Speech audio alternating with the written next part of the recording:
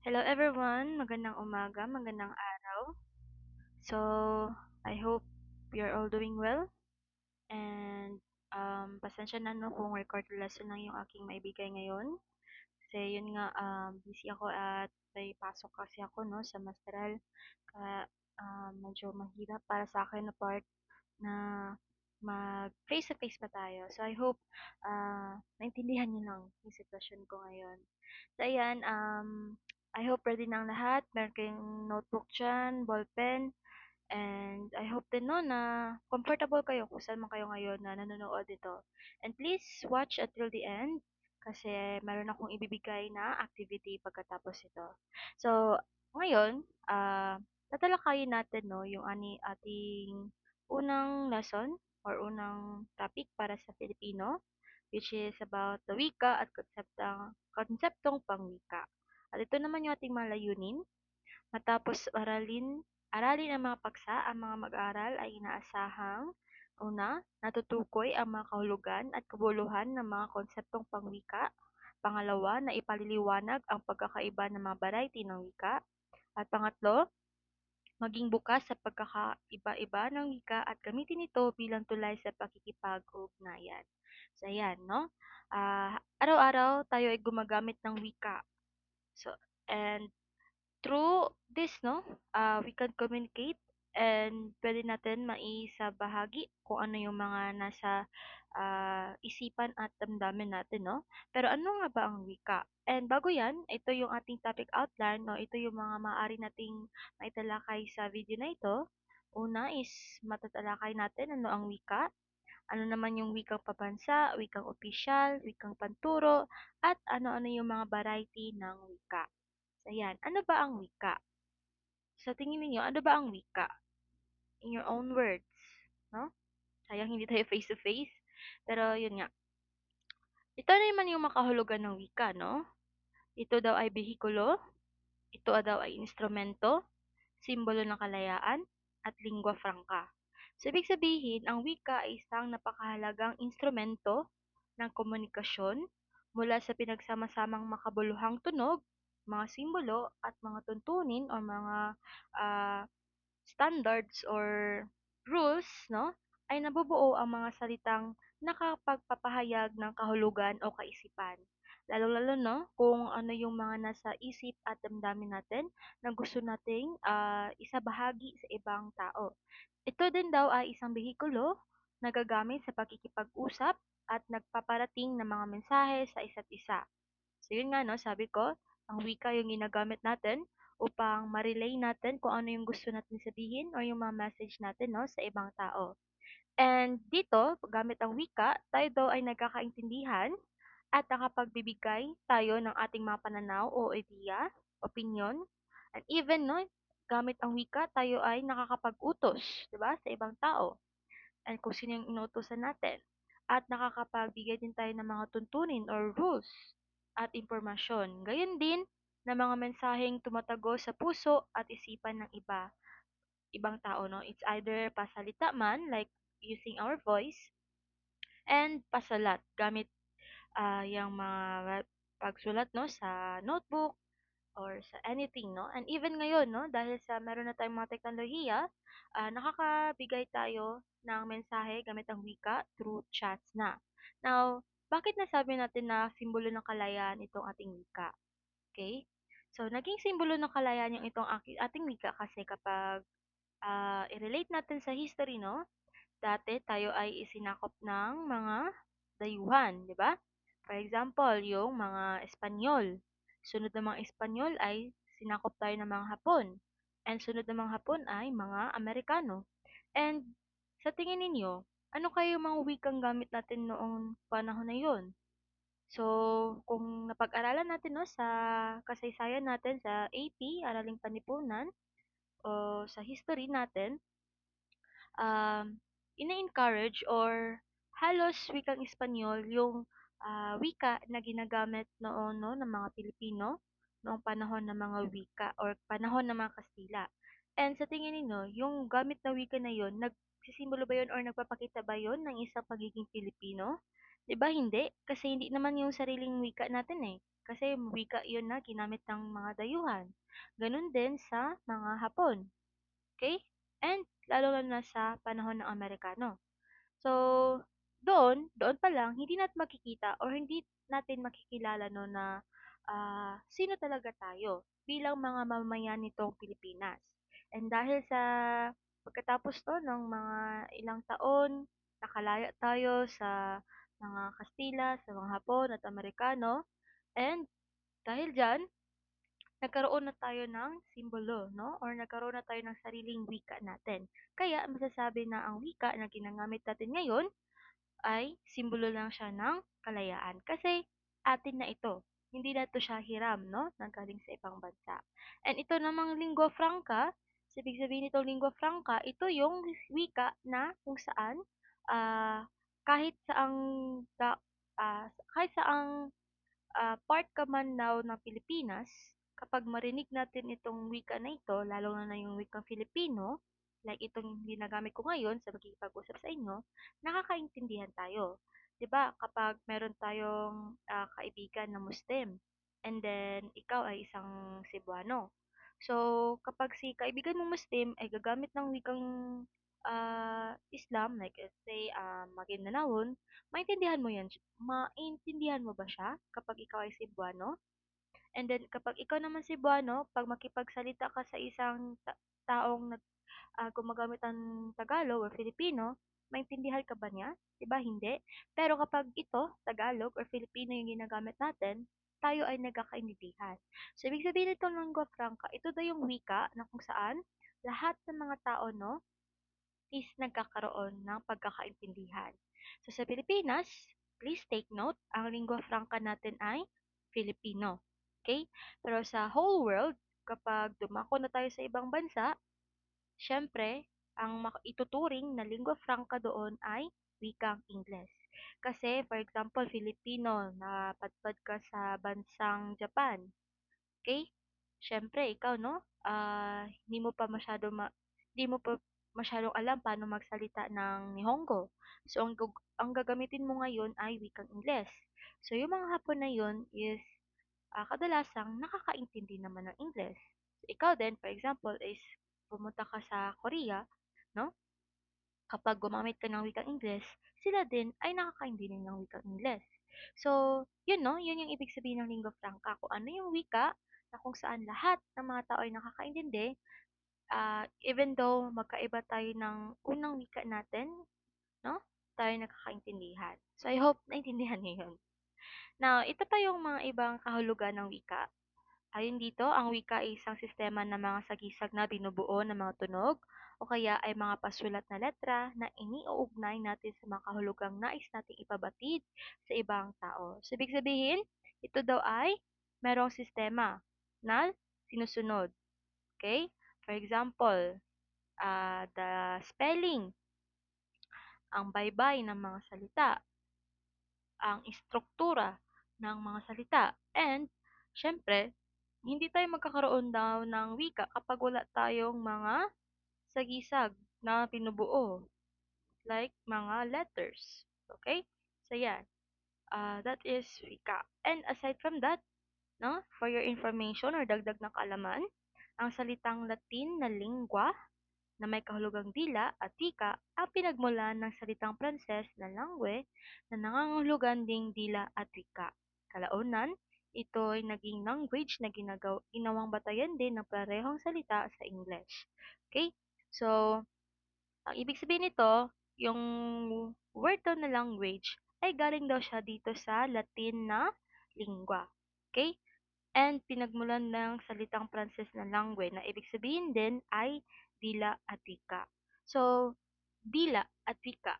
So, tayo ay nagkakaroon ng wika or nakakasalita tayo, no, gamit ng sarili nating wika, syempre dahil yun sa dila natin. Okay? So, kapag walang dila, there's a possibility na hindi ka makakapagsalita. Okay?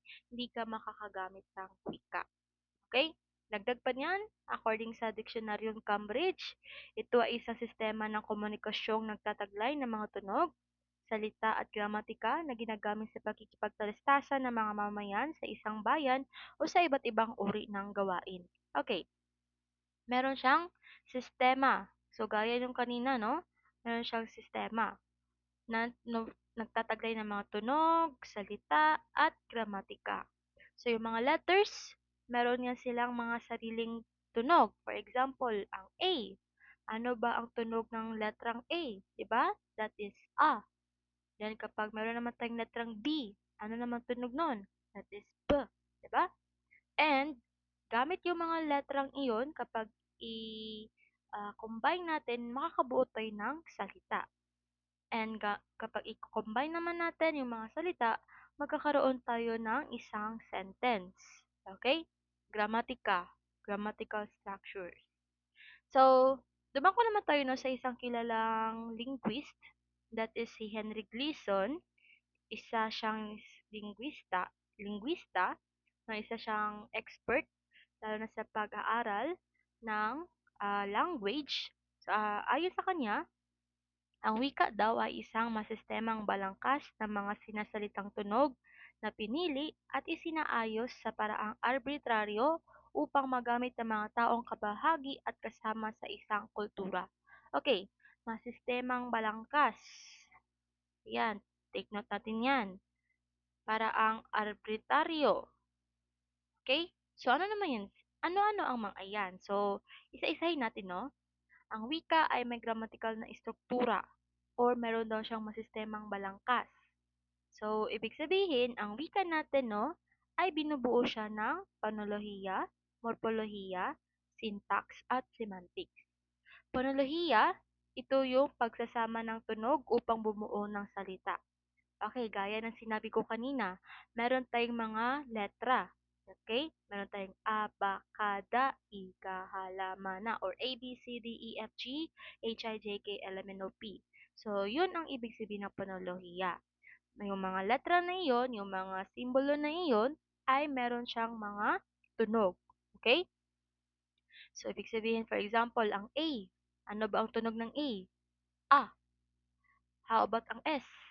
Anong tunog ng S? Diba? Okay? So, kapag pinagsama daw natin yung matunog na iyon, no, ay nakakabuo tayo ng salita. And that's where the morphology insert no or enters. Ito yung pinakamaliit na makabuluhang unit ng salita sa isang wika. So, for example, meron tayong ganito. Okay? So, pasensya na sa penmanship ko. So, ano bang tunog nito? Kapag makakita kayo ng letrang ganito, anong tunog niyan? That is B. Diba? Pag ito naman, anong tunog nito, ng letrang ito? That is A. Diba? How about naman ito? That is C. So, ang panolohiya, B, A, C, A. Okay? Pinagsasamang tunog. How the letter sounds. Ang morpolohiya naman ay pinakamaliit na makabuluhang unit ng salita sa isang wika.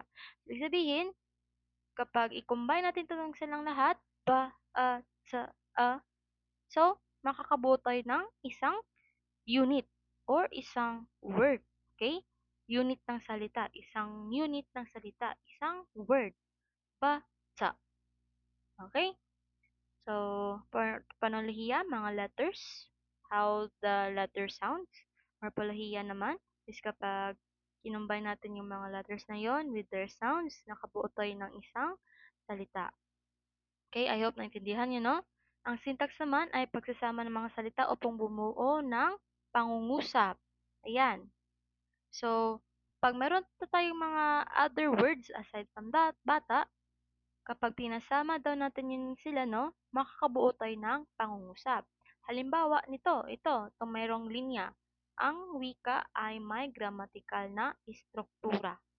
So, yan ang ibig sabihin ng syntax. Okay? Meron tayong nabubuong pangungusap. Out of these mga letters, out of these mga morpolohiya. Okay? Ng semantics naman, ang kahulugan ng mga salita at pangungusap. So, ito, kapag meron tayong ganitong pangungusap, ano naman ang kahulugan niyan ngayon? That is semantics. Okay? Okay, sunod naman, kalikasan ng wika. Ito daw ang pinagsama-samang tunog. Dahil sa binigyan ng simbolo, letra ang mga tunog, ang pagsasama-samang ito ay lumikha ng mga salita. So, yun, pamilip-balik. May dalang kahulugan. Bawat salita ay may dalang kahulugan sa kanyang sarili, lalo't higit kung ginagamit sa pangungusap. May spelling. Bawat salita ay may sariling spelling o paybay. Ayan. Ang wika ay arbitraryo. So, ibig sabihin naman nito, no? Ang mga tunog na binibigkas sa wika ay pinili para sa layunin ng mga gumagamit ito. So, halimbawa nito. So, Tagalog. Kapag meron tayong word na hilom, ang ibig sabihin yan, sa kanila, no, ay paggaling. Pero sa Waray at Bicol, ang salitang hilom ay sikreto. Pero sa mga Cebuano, ang salitang hilom, ang ibig sabihin niyan ay tahimik. So, ibig sabihin nito, same ng spelling, no? Halos the same din ng pagbigkas, pero nagkakaroon sila ng pagkakaiba sa meaning. Lalo na kapag anong wika yung gumamit niyan. Like here sa example natin sa Tagalog, sa Waray at Bicol at Cebuano. Okay? Ang mga tunog na binibigkas sa wika ay pinili para sa layunin ng mga gumagamit nito. So, yung mga pinipili daw natin ng mga wika, no, or mga words natin, ay pinili siya para sa mga layunin gumagamit nito. Para sa kung anong gamit ng wika na yan, based sa wika na ginagamit ninyo. Okay? Your mother tongue, kumbaga. So, ano pa bang ibig sabihin? Ano pa bang example nito? Sige, kapag makarinig kayo ng word na langgam sa Tagalog, ano ba ibig sabihin ng langgam sa kanila? Ang ibig sabihin sa kanila ay ibon, di ba? Pero sa Cebuano, ang ibig sabihin ng langgam ay yung ant, no? Yung amigas. So, magkaparehas sila ng spelling, magparehas ng word, pero dahil sa pinili ito, no, sa layunin ng gumagamit, so, nagkakaroon sila ng pagkakaiba sa meaning.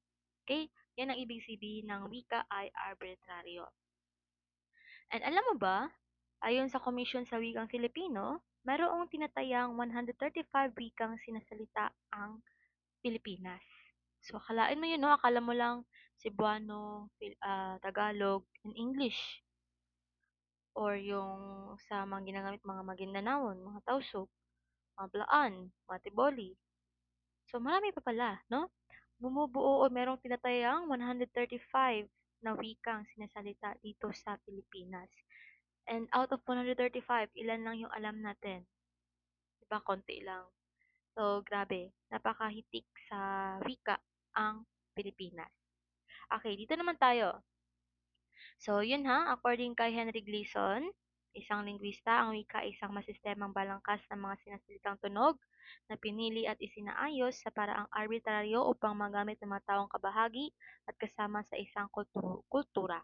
So, masistemang balangkas, meron daw tayong structure, no? Na sinusunod sa pagbuo ng isang wika. Like yung phonolohiya, morpholohiya, as syntax at semantics. Okay? Phonolohiya, yung tunog ng bawat letra. Kapag pinag-combine natin yun siya, makakabuo tayo ng unit, no? Isang unit ng wika o isang word, morpholohiya. Then kapag nakabuo naman tayo ng combination ng mga words, makakabuo tayo ng sentence, that is syntax. Kapag meron ng kahulugan yung sentence na yun, dyan napapasok si semantics. Okay? At tapos ang wika daw ay arbitraryo kasi kung ano yung wika na yan ay meron siyang meaning para sa iba. So, ayan. Now, dito naman tayo sa konseptong pangwika. Ang wikang pambansa ay tumutukoy sa wika ginagamit. Wait lang. Ayan. At tumutukoy sa wika na ginagamit ng mga tao sa isang bansa. Ito ay dapat nasa estado ng pagiging lingua franca o malawakang sinasalita at maunawaan. Okay, ang ibig sabihin lang nito, no? Sa Pilipinas, meron tayong itinakdang batas that is Constitution 1987, Artikulo 14. Ito, Constitution 1987, Artikulo 14, Section 6 noong 1987. Inilahad dito na ang wikang pambansa daw natin ay Filipino. So, paano natin matituring na wikang pambansa ang wikang iyan? Ay tuturing natin na wikang pambansa yan kapag lingua franca yan siya. Okay, gaya ng sinabi ko kanina, kahit na anong wika yung pinanggalingan mo or ano yung nakasanayan mong or nakagisnan mong wika, for example, Cebuano ako, kapag makipagsalita tayo sa mga Tagalog or sa mga, let's say, Boholano, gamit ang wikang Filipino, tayo ay nagkakaintindihan. And that's why, no, sa Pilipinas, ang lingua franca natin ay Filipino. Okay, please take note ha. Lingua franca ng Pilipinas ay Filipino. And ito din yung ating wikang pambansa. Ayon sa Constitution 1987, Artikulo 14, Section 6 na isinibatas noong 1987. Okay? So, bakit siya tinuring na wikang pambansa? Dahil ito ay ginagamit ng mga tao sa isang bansa na kung saan tayo ay nagkakaintindihan sa isa't isa despite na kahit saan tayo nagmula dito sa bansang ito. Okay? Ang wikang opisyal naman, ito naman yung mga naisabatas, no, or itinadhana ng batas na maging opisyal na wika ng komunikasyon, transaksyon ng pakikipag-ugnayan ng pamahalaan sa sambayanan sa pasalita, lalo't higit sa pasulat na paraan. Ibig sabihin, sa mga pagsulat ng mga letters, pagpasa ng mga batas, or pag-post no, ng mga batas natin, kapag mapansin ninyo sa LGU, kapag meron silang ah, pinost na, let's say, memorandum, no? Nasa wikang Filipino na yun siya o wikang Ingles ang ginamit doon. Okay? So, ang wikang opisyal natin sa bansang Pilipinas ay Filipino at pwede din natin gamitin ang wikang Ingles. Ang wikang panrehiyon, like yung mga Cebuano, Ilocano, anything else, ay pantulong ng mga wikang opisyal sa mga rehiyon. Ibig sabihin nito, no, sa pag-communicate natin sa mga transaksyon at pakipag-ugnayan ng pamalaan sa sambayanan sa pagsalita o pasulat man, ay wikang opisyal ang tawag niyan. Okay? Ito naman ay isinulong sa Saligang Batas ng 1987, Artikulo 14, Section 7. Okay? Section 7 itong wikang opisyal. Balik tayo sa wikang pambansa. Section 6. The same sila ng Artikulo 14, pero Section 6 si wikang pambansa, Section 7 naman si wikang opisyal. Okay? Sa mga letters natin, sa mga paggawa ng batas, yung ginagamit na wika natin doon ay wikang opisyal. It's either in Filipino or English yung paggawa doon. Like for example, mga memorandum, mga rules and regulation natin, mga DepEd memo, okay? Yun ang tawag natin. Yun ang ibig sabihin ng wikang opisyal. Okay? Now, wikang panturo.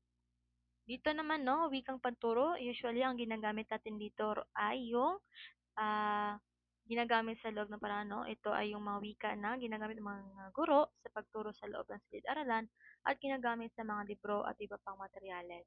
Ito yung unang wika, kumbaga, natin.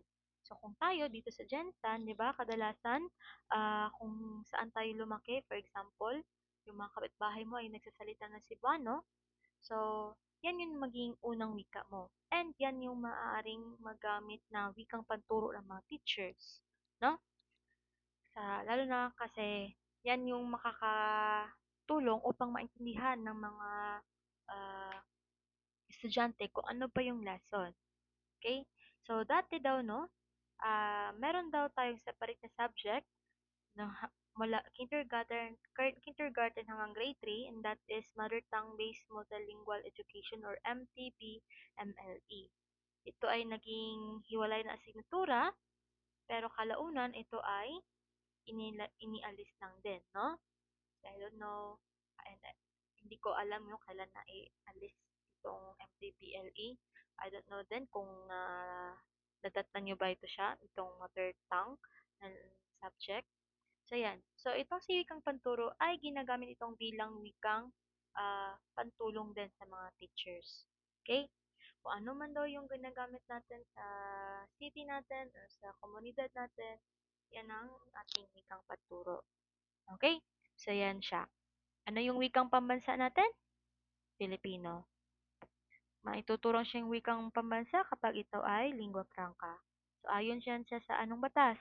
Batas, Konstitusyon 1987, Artikulo 14, Section 6, 1987. Okay?